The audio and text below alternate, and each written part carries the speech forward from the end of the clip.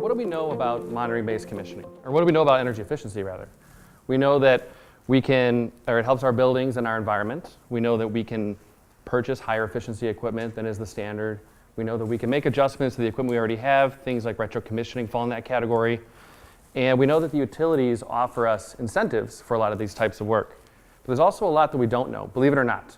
As much as we do know and we're confident in, there's still things happening in the background that we're not sure of, things that happen when we're not in the building. And it's difficult to understand and get into the minutia of the detail necessary to understand it. So how do we find out what we don't know? In order to get started, we need to really find a way to continuously measure performance. And gathering second-by-second information on how equipment operates over time is really necessary to understanding that full picture.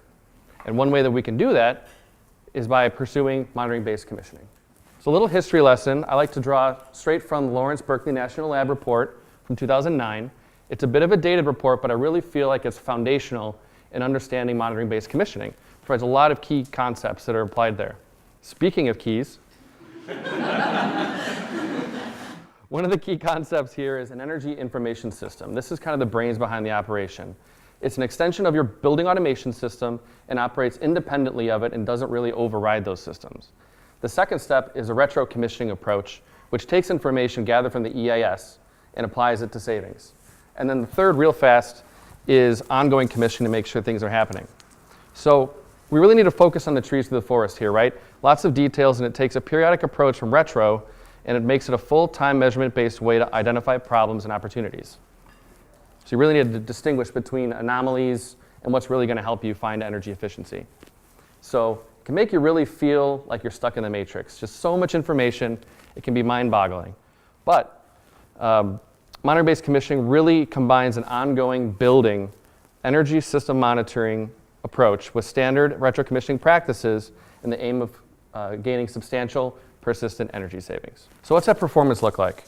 This is a graph from that report that I mentioned, and it's split up into 4 pieces. Here's the first 2.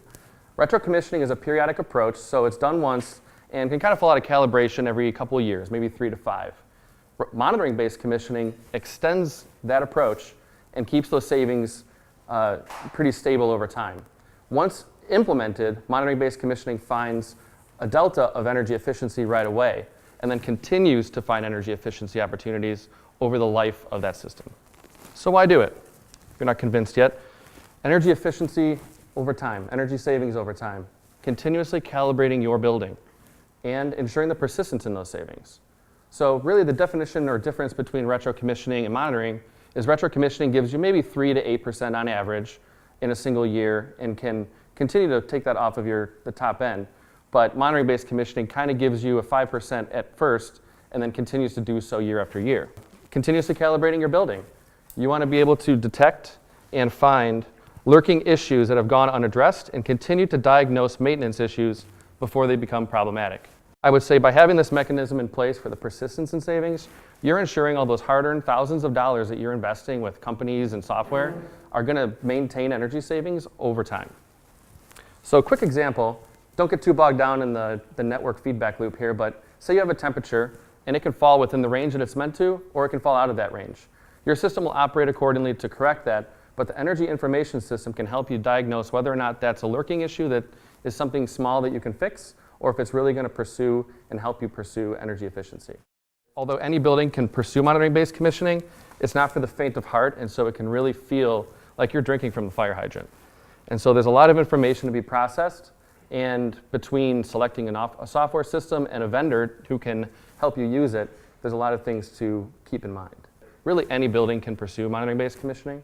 You have campuses, high-rise office towers, multifamily buildings, educational facilities, and anything of that sort. It's really just important to understand that it's a long-term commitment and really shows the largest benefits over the course of time. So let's get into brass tacks. How much does something like this cost? Well, the first step is paying for that energy information system, which is a one-time cost that's substantial to take on. There's the upkeep, having a vendor provide reporting, and then there's also the changes that get put into place through your electrical or automation contractor that go into that as well as part of the recommendations. So for that, if that's too much to take on, the utilities offer energy efficiency incentives that can help offset some of those costs in the first cost and in the operating cost, as well as provide you with some sort of certification benefits with the LEED process. So in closing, there's a lot that we know about energy efficiency, but there's also quite a few things that we don't know. And that's what monitoring-based commissioning can do for you. Help you find out what it is that you don't know. Hopefully you'll be enticed to learn more about monitoring-based commissioning, and we can find out if your building energy goals are in line with pursuing something like this and you're ready to do it. Thank you.